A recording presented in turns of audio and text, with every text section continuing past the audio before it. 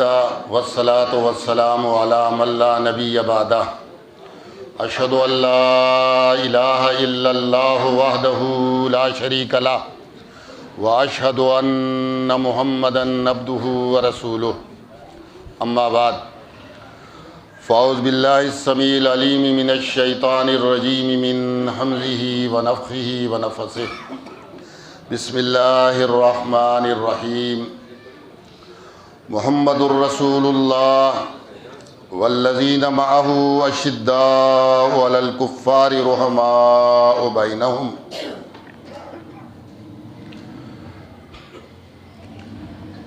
میرے محترم سامعین، جیسے کہ آپ کو یہ گوش گزار کیا گیا کہ میرا آج کا موضوع ہے اللہ کے رسول محمد عربی صلی اللہ علیہ وسلم کے صحابہ کا آپس میں پیار، آپس میں محبت، یہ موضوع ہے۔ تو اللہ رب العزت نے سورہ فتح میں یہ آخری آیت میں ارشاد فرمایا کہ محمد الرسول اللہ، محمد صلی اللہ علیہ وسلم اللہ کے رسول ہیں، والذین معہ، اور جو لوگ اس کے ساتھ ہیں، جن کو اللہ کی توفیق کے ساتھ محمد عربی صلی اللہ علیہ وسلم کی معیت، آپ کا ساتھ، آپ کا صحابیت کا درجہ مل گیا ہے، ان کی سب سے پہلی جو دو بنیادی خصوصیات بیان کی وہ یہ تھی اشداء علی الکفار رحماء بینہم، کافروں کے لیے بڑے سخت ہیں، کافروں کے لیے لوہے کے چنے ہیں، لیکن رحماء بینہم آپس میں بڑے رحیم ہیں، آپس میں ان کا ایک دوسرے کے ساتھ تعلق بڑی محبت اور پیار کا ہے۔ جب قرآن حکیم نے یہ بات نص کر دی تو اس کے بعد پھر کسی چیز کی ضرورت باقی نہیں رہتی، کیونکہ اللہ کے کلام کے بعد کسی کے کلام کی ضرورت باقی نہیں۔ پھر یہی نہیں بلکہ دوسرے مقام پر سورہ مائدہ میں کہا اذلۃ علی المؤمنین، صحیح معنوں میں جو حزب اللہ کہلانے کے مستحق ہیں وہ مومنوں کے لیے بڑے نرم ہوتے ہیں اور کفار کے لیے بڑے سخت ہوتے ہیں۔ اسی طرح اللہ کے رسول صلی اللہ علیہ وسلم کی حدیث بھی آپ کے سامنے رکھ دوں، کیونکہ بغیر قرآن حدیث کے ہمارا کام چلتا نہیں ہے۔ تو نعمان بن بشیر رضی اللہ عنہ یہ نبی صلی اللہ علیہ وسلم کی حدیث نقل کرتے ہیں کہ آپ نے فرمایا مومنوں کی مثال آپس میں ایسے محبت اور تعلق کے اعتبار سے جیسے کہ ایک جسم، اور پھر آپ نے مثال کی وضاحت کی کہ اگر جسم کے ایک حصے میں کوئی تکلیف ہو تو پھر پورا جسم جو ہے نا اس تکلیف، اس بخار، اس مصیبت، اس تکلیف کو محسوس کرتا ہے۔ آپ دیکھیں انسان سوچتا ہے دماغ سے، محسوس کرتا ہے دماغ سے، لیکن اگر آپ کے پاؤں کی سب سے چھوٹی انگلی میں تکلیف ہو، پک جائے، اس میں پیپ پڑ جائے، تو جسم کا سب سے آخری حصہ ہے پاؤں اور دماغ سب سے اوپر، 5-6 فٹ کا فاصلہ ہے اس کے درمیان، لیکن پاؤں کی انگلی کا پک جانا، اس کو تکلیف میں مبتلا ہو جانا، پھر انسان کو رات بھر نیند نہیں آتی۔ سونے کا کام تو دل و دماغ کا ہے نا، لیکن وہ بھی نہیں سوتے، وہ کہتے ہیں تکلیف ہو رہی ہے۔ تو اللہ کے رسول صلی اللہ علیہ وسلم نے یہ مثال، بہترین مثال دی کہ مومن ایک کو تکلیف ہو تو پھر پورا مومن معاشرہ جس کو اس تکلیف کی خبر پڑے گی، اس تکلیف کی خبر ہوگی، وہ بھی جناب جو ہے نا اس تکلیف کو محسوس کرے گا۔ سگا بھائی اگر محسوس کرے تو کون سی بڑی بات ہے، وہ تو اس کا بھائی ہے۔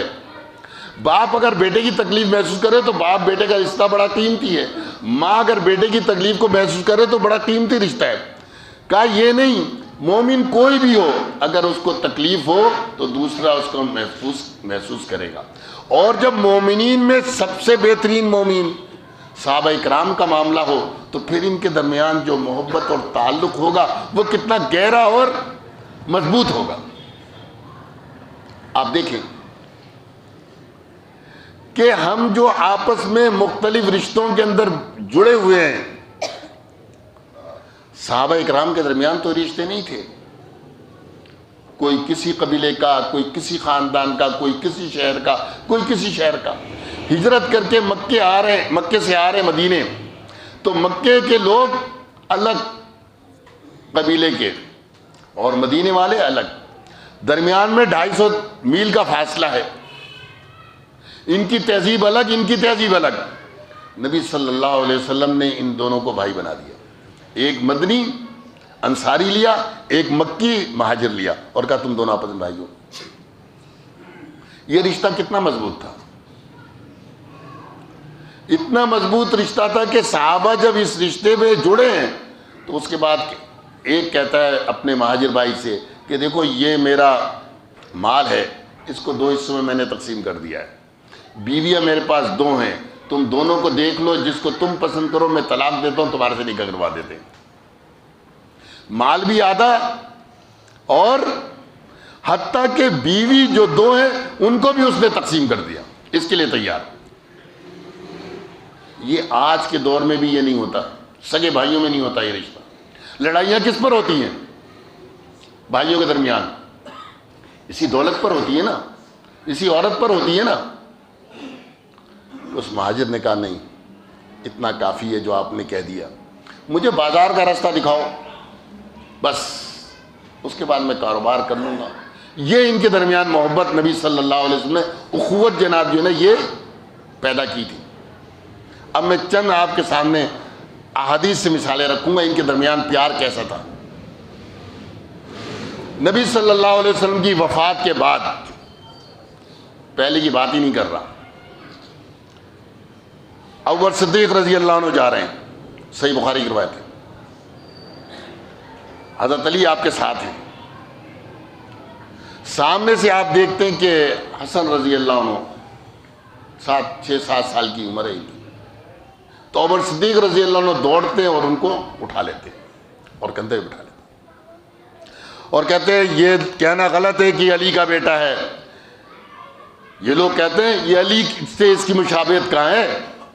باپ کے ساتھ بیٹے کی مشابہت ہوتی، کہتے ہیں علی کے ساتھ اس کی مشابہت کہاں ہے؟ اس کی مشابہت تو اللہ کے رسول صلی اللہ علیہ وسلم سے. بیٹا علی کا ہے، لیکن اس کی جو چہرے کی مشابہت ہے وہ علی سے نہیں ہے بلکہ اللہ کے رسول صلی اللہ علیہ وسلم سے ہے. اور علی رضی اللہ عنہ یہ سن رہے ہیں اور مسکرا رہے ہیں، ہنس رہے ہیں کہ دیکھو ابوبکر کو مجھ سے اور میرے بیٹے حسن سے کتنی محبت ہے. یہ تو دشمن نے اڑائی ہے کہ ان کے درمیان اختلاف تھا. یہ نبی صلی اللہ علیہ وسلم کی وفات کے بات ہے. آپ کہہ لیں کہ پہلے کی بات ہوتی تو چلو پھر آپ تو نبی صلی اللہ علیہ وسلم حیات تھے، چلو بھائی دکھانے کے لیے کہہ رہے ہیں. نہیں، ابوبکر رضی اللہ عنہ خلیفہ ہیں، خلیفہ بننے کے بعد یہ واقعہ ہے. آگے چلیں. علی رضی اللہ عنہ کی ابوبکر عمر سے کیا محبت ہے؟ صحیح بخاری. کہتے ہیں عبداللہ بن عباس رضی اللہ عنہ کہ عمر رضی اللہ عنہ شہید ہو گئے جب، تو آپ اب جنازہ ان کا تیار ہے، لوگ آ گئے ہیں، موجود ہیں. کہتے ہیں میں بھی کھڑا ہوں، سامنے جنازہ رکھا ہے، لوگ ارد گرد کھڑے ہیں جیسے ہمارے یہاں ہوتا ہے. ایک شخص میری کمر کی طرف سے آتا ہے اور کونی جناب جو ہے نا میرے اوپر رکھ دیتا ہے اور کہتا ہے میں نے کتنی بار سنا نبی صلی اللہ علیہ وسلم نے فرمایا کہ میں تھا، ابو بکر تھے اور عمر تھے، میں گیا، ابو بکر گئے اور عمر گئے. بار بار آپ یہ چیزیں ذکر کرتے ہیں اور مجھے یقین ہے کہ آپ صلی اللہ علیہ وسلم کے بعد ابو بکر اور اب عمر بھی اسی راستے پہ جا رہا ہے، یعنی قبر میں یہ ایک ہی حجرہ عائشہ کے اندر ہے. عبداللہ بن عباس کہتے ہیں میں نے پیچھے مڑ کے دیکھا تو وہ سیدنا علی رضی اللہ عنہ یہ باتیں کہہ رہے تھے. تو آپ سوچیں حضرت علی رضی اللہ عنہ کا کیا تعلق ہے حضرت ابوبکر اور عمر کے ساتھ، کتنی محبت ہے. اب تو عمر رضی اللہ عنہ شہید ہو چکے ہیں، اب تو کوئی پریشر نہیں ہے، اب تو کوئی پریشر نہیں ہے. ابوبکر رضی اللہ عنہ پہلے جا چکے ہیں اس وقت بھی علی رضی اللہ عنہ یہ کہہ رہے ہیں. پھر جب خلیفہ بن گئے علی رضی اللہ عنہ، کوفے کے اندر ہیں، وہاں پر بھی یہی کہتے ہیں کہ ہم صحابہ میں ابو بکر سب سے نمبر پر پہلے، پھر عمر رضی اللہ عنہ، عثمان رضی اللہ عنہ سے کہتے ہیں. اب آپ کہیں گے یہ تو تم اپنی کتاب بخاری، چلو بھائی مجتہد از خروارے نہج البلاغہ کی بات کر دوں. عثمان رضی اللہ عنہ کے پاس آتے ہیں، کہتے ہیں انت اقرب الی رسول اللہ صلی اللہ علیہ وسلم، تم نبی صلی اللہ علیہ وسلم سے زیادہ قریب ہو ابو بکر عمر کی نسبت. کیوں؟ رحم کے رشتے کی وجہ سے. وَمِلْتَ مِنْ سِيرِهِ، آپ رشتے میں، سسرالی رشتے میں نبی صلی اللہ علیہ وسلم کے ساتھ اتنا قریب ہو، مَا لَمْ يَنَالَا، جس تک وہ نہیں پہنچ سکے. نسب کے اعتبار سے بھی عثمان ابو بکر و عمر سے زیادہ نبی صلی اللہ علیہ وسلم قریب ہے، اور سحر کے رشتے سسرالی، کیونکہ آپ کے پاس نبی صلی اللہ علیہ وسلم کی 2 بیٹیاں تھیں. عمر رضی اللہ عنہ کے پاس کوئی بیٹی نہیں ہے، ابو بکر رضی اللہ عنہ کے پاس کوئی بیٹی نہیں. اس لیے کہہ رہے ہیں آپ نبی صلی اللہ علیہ وسلم نسب میں بھی قریب ہو اور سسرالی رشتے میں بھی قریب. تو یہ تو نہج البلاغہ ہے بھائی، ہماری نہیں سنتے نہ سنو، اپنی تو سنو. آگے چلے ان صحابہ کے درمیان آپس. علقمہ کہتے ہیں کہ میں گیا مسجد اور وہاں میں نے دعا کی کہ اللہ تعالیٰ مجھ کو بہترین جلیس دے دے، بہترین ساتھی عطا کر دے. تو دیکھا ایک شیخ صاحب آ رہے ہیں بزرگ. میں نے پوچھا بھئی یہ کون؟ تو کہیں گے یہ ابو درداء رضی اللہ عنہ نبی صلی اللہ علیہ وسلم کے صحابی ہیں. میں ان کے پاس چلا گیا، میں نے کہا اللہ نے میری دعا قبول کر لی. میں نے کہا بہترین جلیس، بہترین ساتھی دے دے. اللہ کے رسول صلی اللہ علیہ وسلم کا صحابی مل گیا، اور مجھے کیا چاہیے. میں ان کے پاس چلا گیا. انہوں نے کہا کہاں سے آئے ہو؟ میں نے کہا کوفہ سے آیا ہوں. اچھا یہ بتاؤ کیا تمہارے پاس صاحب الوسادہ نہیں ہے؟ نبی صلی اللہ علیہ وسلم کی تکیہ جو سنبھالتے تھے وہ نہیں ہے؟ نبی صلی اللہ علیہ وسلم کے صاحب السواک، مسواک سنبھالنے والے نہیں ہیں؟ نبی صلی اللہ علیہ وسلم کی جوتے جو سنبھالتے تھے وہ نہیں ہیں؟ عبداللہ مسعود ہیں کہ نہیں ہیں؟ انہوں نے کہا ہیں. کہیں گے اچھا یہ بتاؤ کیا تمہارے پاس نبی صلی اللہ علیہ وسلم کے وہ صحابی نہیں ہیں جن کی آپ نے بڑی تعریف کی تھی؟ عمار. کہیں گے ہیں. کیا تمہارے پاس نبی صلی اللہ علیہ وسلم کے سر جو راز ہیں جن صحابی کو معلوم وہ نہیں ہیں؟ کہیں گے ہاں حذیفہ رضی اللہ عنہ ہیں. اب آپ دیکھیں ابو درداء رضی اللہ عنہ خود بہت جلیل القدر صحابی ہیں. وہ آئے اس لیے کہ میں ان سے کچھ سیکھوں. آپ اپنے متعلق کہتے ہیں ہاں بھائی میں نے بھی بہت نبی صلی اللہ علیہ وسلم کی صحبت سے فائدہ اٹھایا ہے. وہ کیا کرتے ہیں دوسروں کی جانب کہتے ہیں تمہارے پاس جب عبداللہ بن مسعود، حضرت عمار اور حذیفہ بن یمان جیسے صحابہ موجود ہیں تو پھر تمہیں اور کیا چاہیے؟ تم 24 گھنٹے ان کے پاس رہنے والے لوگ ہو، ان سے فیض حاصل کرو. یہ صحابہ کی محبت تھی. اپنی بڑائی نہیں کر رہے بلکہ ان صحابہ سے جو ان کا محبت اور تعلق ہے اس تعلق کو، محبت کو سامنے رکھ کے کہہ رہے ہیں تمہارے پاس جب یہ لوگ موجود ہیں پھر تمہیں کس چیز کی ضرورت ہے. اب آ جائے عبداللہ بن عباس رضی اللہ عنہ، صحیح بخاری کی روایت ہے. وہ کہتے ہیں کہ ایک شخص نے یہ دیکھا کہ امیر معاویہ رضی اللہ عنہ عشاء کی نماز کے بعد وطر پڑھ رہے ہیں 1 رکعت.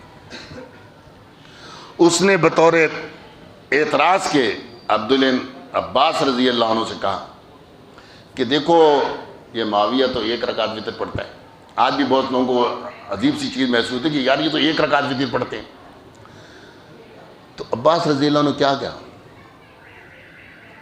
معاویہ سے ان کی محبت کا تھا. کہتے ہیں انہو فقیہن، وہ عام صحابی نہیں، بڑا فقیہ صحابی ہے. حدیث تو جانتا ہے، قرآن تو جانتا ہے، کاتب وحی ہے. حدیث بھی جانتا ہے لیکن قرآن حدیث کا جو سمجھ کا معاملہ ہے تو وہ عام صحابہ نہیں ہے بلکہ اس معاملے میں وہ فقیہ صحابی ہے. صحیح بخاری کی روایت. اور دوسری روایت وہ بھی صحیح بخاری کی ہے بلکہ آگے پیچھے.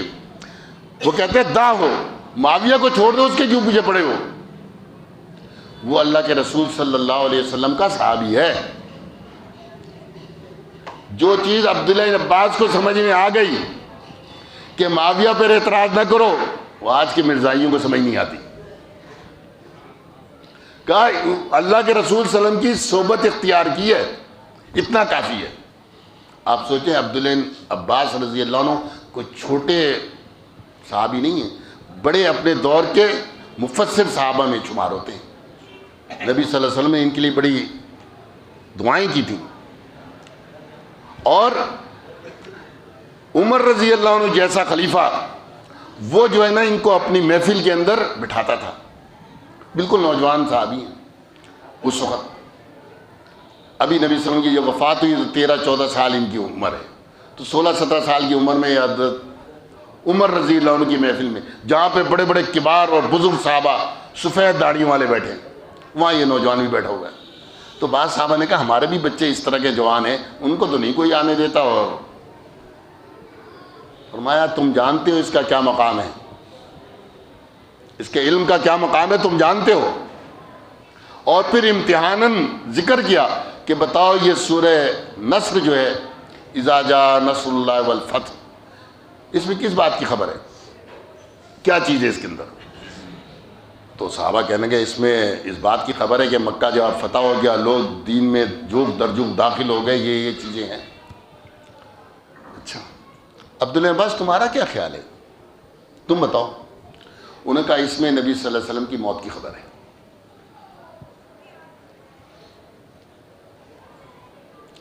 کیسے؟ آپ سوچیں، اس میں تو کچھ نہیں ہے۔ کہا اس میں جو وستغفر ہوئے نا، یہ نبی صلی اللہ علیہ وسلم کا کام اب مکمل ہو چکا ہے، اب آپ کو استغفار کے لیے کہا جا رہا ہے۔ اس کا معنی ہے کہ اب نبی صلی اللہ علیہ وسلم دنیا سے تشریف لے جائیں گے۔ یہ اس کی فقاہت تھی، صحیح بخاری کی روایت ہے۔ تو عبداللہ بن عباس کا مقام آپ کو معلوم ہو گیا کتنا اعلیٰ مقام ہے۔ اس جیسا شخص امیر معاویہ رضی اللہ عنہ کے لیے کہتا ہے کہ یہ جو ہے نا فقی صحابی ہے، تو یہ بغیر محبت، تعلق، پیار کے بغیر نہیں ہو سکتا۔ یہ دشمنی میں انسان ایسی باتیں نہیں کرتا، یہ اس وقت کرتا ہے جب ان کے درمیان تعلق، پیار اور محبت کو۔ اب آپ دیکھیں بلال حبشی رضی اللہ عنہ، صحیح بخاری کی روایت، عمر رضی اللہ عنہ جب انہیں دیکھتے ہیں تو کیا کہتے ہیں؟ غلام انسان۔ ابو بکر صدیق رضی اللہ عنہ نے انہیں خرید کر آزاد کیا۔ کیا کہتے ہیں؟ یہ بلال آیا، یہ ہمارا سیدنا بلال، ہمارا سردار بلال ہے، اور اس کو ہمارے سردار ابو بکر صدیق رضی اللہ عنہ نے اس کو آزاد کیا تھا غلامی سے۔ تو بلال سے کتنی محبت ہے۔ آج کسی کو بلال سے محبت ہوتی تو اپنے بچے کا نام بلال رکھ لیتا ہے۔ عمر رضی اللہ عنہ اس کو کہہ رہے ہیں ہمارا سردار۔ آپ سوچیں قبائل کا دور ہے، غلام کو اتنی عزت عمر رضی اللہ عنہ دے رہے ہیں، کہہ رہے ہیں ہمارا سردار بلال ہے، اس کو ہمارے سردار ابو بکر صدیق نے جو ہے نا آزاد کیا تھا۔ یہ ہے ان کے درمیان محبت اور تعلق۔ آگے چلیں، علی رضی اللہ عنہ کوفہ میں موجود ہے، خلیفہ ہیں، مسلمانوں کے چوتھے خلیفہ ہیں۔ عمار رضی اللہ عنہ کو اور حسن رضی اللہ عنہ کو بھیج رہے ہیں۔ کس کے لیے بھیج رہے ہیں؟ جنگ کے لیے۔ کس کے خلاف؟ ام المومنین عائشہ رضی اللہ عنہ کے خلاف، جنگ جمل ہونے والی ہے۔ تو عمار رضی اللہ عنہ کھڑے ہو گئے خطبہ دینے کے لیے، کہنے کے لوگوں جان لو، میں بھی یہ جانتا ہوں کہ ام المومنین عائشہ صدیقہ رضی اللہ عنہ نبی صلی اللہ علیہ وسلم کی زوجہ محترمہ ہے، فی الدنیا والآخرہ، دنیا اور آخرت میں۔ اللہ تعالیٰ تمہیں آزمانا چاہ رہا ہے کہ تم علی رضی اللہ عنہ کا ساتھ دیتے ہو یا ام المومنین عائشہ رضی اللہ عنہ کا ساتھ۔ امن کی حالت نہیں ہے، مخالف ایک دوسرے کے ہیں، لیکن پیار کیا ہے؟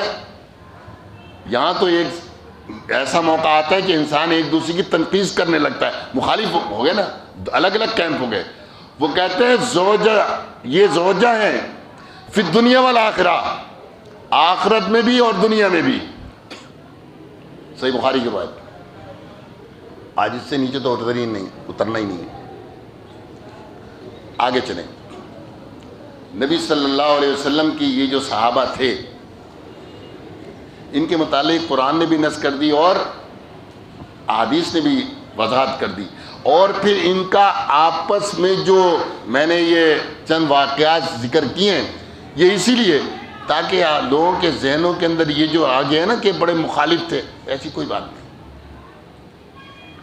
حضرت عائشہ صدیقہ رضی اللہ عنہ، ان سے آنے کے بعد ایک شخص پوچھتا ہے کہ یہ موزوں کے اوپر مسح کرنے کا معاملہ بتائیے. وہ کہتے ہیں جاؤ ابو طالب کے بیٹے کے پاس، یعنی علی بن ابی طالب کے پاس جاؤ، ان سے جا کر پوچھو یہ مسئلہ. کیونکہ سفر میں نبی صلی اللہ علیہ وسلم کے ساتھ علی رضی اللہ عنہ ہوتے تھے. صرف ایک علی رضی اللہ عنہ تو نہیں ہوتے تھے، اور بھی بہت سارے صحابہ اس وقت حیات تھے جو آپ کے ساتھ سفر میں. لیکن وہ جانتی تھی کہ کہاں کس چیز سے، کس سے کون سی چیز پوچھنی ہے. کسی اور کے پاس بھیج سکتی تھی، لیکن انہیں کہا نہیں علی رضی اللہ عنہ کے پاس جاؤ. وہ صاحب گئے اور ان سے مسئلہ پوچھا تو علی رضی اللہ عنہ نے مسئلہ صاف بیان کر دیا کہ آپ صلی اللہ علیہ وسلم نے سفر میں کہا ہے کہ 1 دن اور 1 رات، 3 دن اور 3 رات، اور مقیم قیام کی حالت میں 1 دن اور 1 رات، یہ جناب موضوع پہ آپ مسح کر لیں. تو آپ دیکھیں نبی صلی اللہ علیہ وسلم کی حدیث کے معاملے میں بھی وہ ایک دوسرے کے ساتھ کتنا قریبی تعلق رکھتے تھے. یہ تو ان کی درمیان جو گفتگو ہے، اس سے بڑھ کر ایک چیز آپ کے سامنے رکھتا ہوں، وہ ہے رشتہ داریاں. علی رضی اللہ عنہ کے اولاد کا نام چھپایا جاتا ہے. کیوں چھپایا جاتا ہے؟ اگر بتا دیا جائے تو یہ سارا مسئلہ جو آج اختلاف کا ختم ہو جائے. علی رضی اللہ عنہ کے بیٹے کا نام ابو بکر، دوسرے بیٹے کا نام عمر، تیسرے بیٹے کا نام عثمان. اب آپ سوچیں کوئی شخص اپنے مخالفین کے نام اپنے بیٹوں کے نام رکھتا ہے اس پر؟ کوئی شخص ایسا نہیں کرتا. نام جب رکھے جاتے ہیں تو اس شخص کا رکھا جاتا ہے جو جس سے پیار ہو، جس سے محبت ہو، جس سے تعلق ہو. تو یہ صرف زبانی جمع خرچ نہیں تھا علی رضی اللہ عنہ کا یا دیگر صحابہ کا. یہ نام بھی رکھتے تھے تو ایک دوسرے کے صحابہ کو سامنے رکھ کر پھر اپنے بیٹوں کے نام رکھتے تھے. تو ابو بکر صدیق رضی اللہ عنہ کو اور نام نہیں مل رہے تھے، ابو بکر، عمر، عثمان. حضرت علی کے بھائی جعفر طیار، ان کے بیٹے عبداللہ، وہ نام رکھ رہے ہیں اپنے بچوں کا تو معاویہ. آگے چلیں، رشتہ داریاں، تعلق، یہ تو نام ہو گیا نا. ان کے درمیان جو رشتہ داریاں تھیں، علی رضی اللہ عنہ اور فاطمہ رضی اللہ عنہ کے بعد جو نکاح کرتے ہیں تو کس سے کرتے ہیں؟ بنو امیہ کے خاندان سے لڑکی لیتے ہیں. کون؟ ابو العاصی کی بیٹی امامہ بنت زینب، نبی صلی اللہ علیہ وسلم کی بڑی صاحبزادی زینب رضی اللہ عنہ کی بیٹی امامہ، جس کا باپ بنو امیہ کا ہے. تو حضرت فاطمہ رضی اللہ عنہ کے بعد امامہ جو نبی صلی اللہ علیہ وسلم کی نواسی بھی ہیں، حضرت فاطمہ رضی اللہ عنہ کی یہ بھانجی ہیں، ان سے نکاح کرتے ہیں اور باہر کی بات میں نکاح کیے. باہر پہلا نکاح حضرت فاطمہ رضی اللہ عنہ کے بعد امامہ سے کیا. پھر جب بیٹی دینے کا معاملہ آتا ہے تو بیٹی کس کو دے رہے ہیں؟ اور فاروق رضی اللہ عنہ کو. دشمن کو بیٹی دیتا ہے؟ نہ دشمن خاندان سے کوئی بیٹی لیتا ہے اور نہ دشمن خاندان کو دیتا ہے. ام کلثوم نبی صلی اللہ علیہ وسلم کی نواسی، حضرت زینب کی بہن، حضرت حسن حسین رضی اللہ عنہما کی بہن ام کلثوم، اس سے نکاح کون کر رہا ہے؟ عمر رضی اللہ عنہ. ان سے بیٹا پیدا ہوتا ہے زید. بڑے فخر سے وہ زید کہا کرتے تھے میں 2 خلفاء کی اولاد ہوں. میرے ننیال دیکھو تو میرے نانا جو ہے نا، یعنی کہ حضرت اس کے میرے باپ جو ہے نا ابوبکر کے بعد حضرت عمر دوسرے خلیفہ ہیں. اور اگر اس طرف سے دیکھو تو میرے ددیال میں دیکھو تو میرے جناب میری والدہ کی جو میرے والدہ کے جو والد ہیں یعنی نانا ہیں وہ جناب علی رضی اللہ عنہ وہ بھی خلیفہ ہے. تو میں دونوں طرف سے جناب جو ہے نا خلفاء کا بیٹا ہوں. ایک صاحب نے یہ اعتراض کیا اہل سنت والجماعت میں سے کہ علی رضی اللہ عنہ نے اپنی بیٹی حضرت ام کلثوم کو کیوں دے دی جبکہ تم لوگ کہتے ہو کہ بڑی مخالفت تھی. تو اس نے جواب بڑا اچھا دیا اپنی سمجھ کے مطابق. کہیں گے عمر دختر عثمان داد، محمد صلی اللہ علیہ وسلم رسول صلی اللہ علیہ وسلم نے بیٹی دے دی عثمان کو، رسول صلی اللہ علیہ وسلم نے بیٹی دی عثمان کو، علی رضی اللہ عنہ نے بیٹی دے دی عمر فاروق کو. اس پہ کوئی اعتراض ہے؟ تو معلوم ہوا کہ یہ دونوں چیزیں تسلیم کرتے ہیں اپنی کتب کے اندر کہ رسول دختر عثمان داد، ولی دختر عمر فرستاد، کہ علی نے اپنی بیٹی عمر کو دے دی. تو بھائیو یہ رشتہ داریاں اس بات کی علامت ہے کہ صحابہ کے درمیان بڑا پیار اور بڑا وہ تھا، اختلاف نہیں تھا. یہ اختلاف تو تم نے اپنے ذہنوں کے اندر رکھا ہے. جب تک یہ دلائل سامنے نہیں آتے اس سے بات بنتی نہیں ہے. یہ جانتے بوجھتے ہی ہے، یہ جانتے بوجھتے یہ حرکتیں کی جاتی ہیں. آگے آئیے، ان صحابہ کے درمیان آپ دیکھیں کہ ابو بکر، عمر، عثمان ان کی خلافت سب سے پہلے آئی ہے. علی رضی اللہ عنہ نے ابو بکر کی بیعت کی، عمر رضی اللہ عنہ کی بیعت کی. اسامہ نے پوچھا، اسامہ بن زید نے علی رضی اللہ عنہ سے حل بایعتہ، کہ آپ نے ابو بکر کی بیعت کی؟ ان کا نام یا اسامہ تھا. انہوں نے کہا ہاں. احتیاط سے اٹھاؤ. ہاں اس زید میں نے ابو بکر صدیق رضی اللہ عنہ کی بیعت کی ہے. پھر ابو بکر صدیق رضی اللہ عنہ نے اپنے بعد خلیفہ حضرت عمر کو بنا دیا تو عمر رضی اللہ عنہ کی بیعت سب نے کر لی. پھر عمر رضی اللہ عنہ کے بعد لوگوں نے عثمان کو خلیفہ بنایا. عثمان رضی اللہ عنہ کی بیعت بھی حضرت علی رضی اللہ عنہ نے کر لی. حضرت علی کے ایک بیٹے محمد بن حنیفیہ، انہوں نے کہا کہ میں نے علی رضی اللہ عنہ سے پوچھا کہ صحابہ میں سب سے افضل کون ہے؟ انہوں نے کہا ابو بکر رضی اللہ عنہ. انہوں نے کہا پھر کون؟ کہیں گے عمر رضی اللہ عنہ. اب محمد بن حنیفیہ کہتے ہیں کہ میں نے سوال تبدیل کر دیا. میں نے پھر یہ نہیں کہا پھر کون، عمر کے بعد کون. تو میں نے سوال کیا عمر رضی اللہ عنہ کے بعد پھر آپ ہیں افضل؟ انہیں کہا نہیں. کیا مجھے خطرہ یہ ہوا کہ وہ عثمان کا نام لے دیں گے. میں نے کہا اس کے بعد آپ ہیں؟ کہ میں تو مسلمانوں میں سے ایک عام مسلمان ہوں. یہ ہے علی کی شان، یہ ہے علی کی شان کہ کتنی محبت ابو بکر عمر سے کر رہے ہیں جبکہ وہ دنیا سے رخصت ہو چکے ہیں. اس کے بعد بھی جناب یہ اتنی محبت، اتنا پیار کرتے ہیں.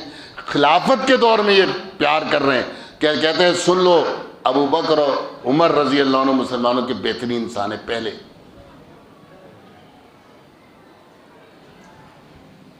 اس موضوع پر اگر آپ کو کتاب میں بتا دوں، ایک ہی کتاب کافی ہے کہ فضائل صحابہ امام احمد بن حنبل رحمۃ اللہ علیہ کی.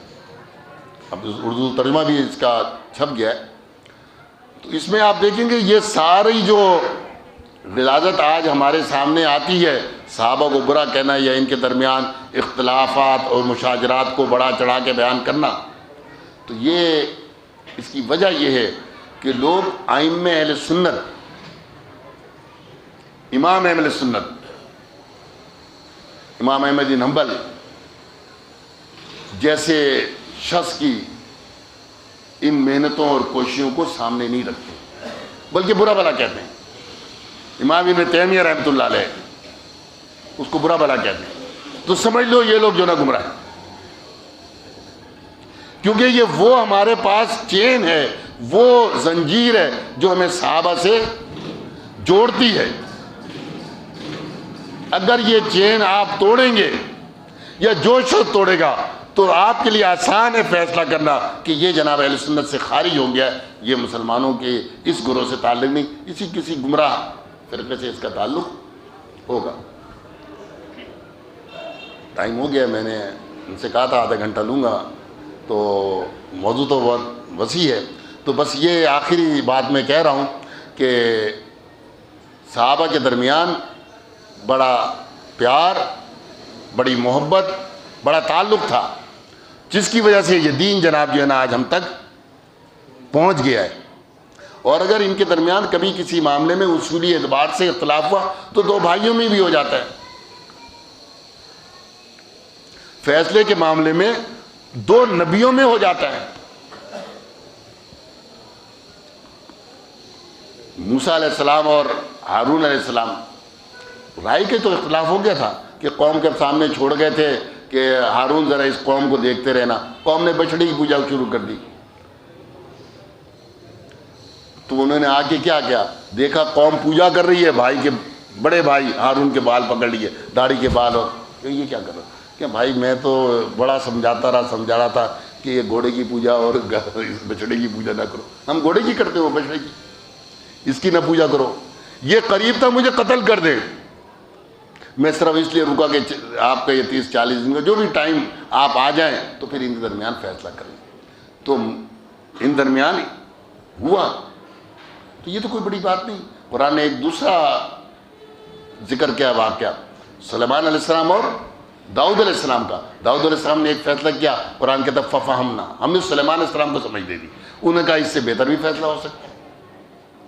تو رائے کا اختلاف تو صحابہ میں ہو سکتا ہے، کوئی مسئلہ نہیں، تو رائے کے اختلاف کی وجہ سے یہ معاذ اللہ تنقیص کے لائق نہیں بن جاتے کہ اب ان کو جو ہمہ شمہ جو آئے اور ان کے اوپر اعتراض شروع کر دے۔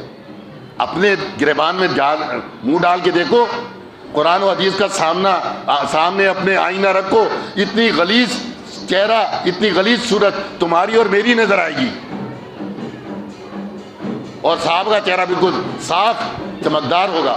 تو اپنی آخرت کی فکر کرو، ان صحابہ کی عظمت نہیں، کم سے کم اپنی آخرت اگر بنانا چاہتے ہو تو بنانے کی کوشش کرو۔ ان صحابہ کرام رضی اللہ عنہ مجید ان کی جناب جو ہے نا شان میں گستاخی نہ کرو۔ نبی صلی اللہ علیہ وسلم نے فرمایا کہ جو میرے صحابہ کو برا کہے فعلیہ لعنۃ اللہ والملائکۃ والناس اجمعین، ان پر اللہ کی لعنت ہے، فرشتوں کی لعنت ہے، سارے انسانوں کی لعنت ہے۔ اقول قولی ھذا واستغفر اللہ لی ولکم ولسائر المسلمین المؤمنین عباد اللہ۔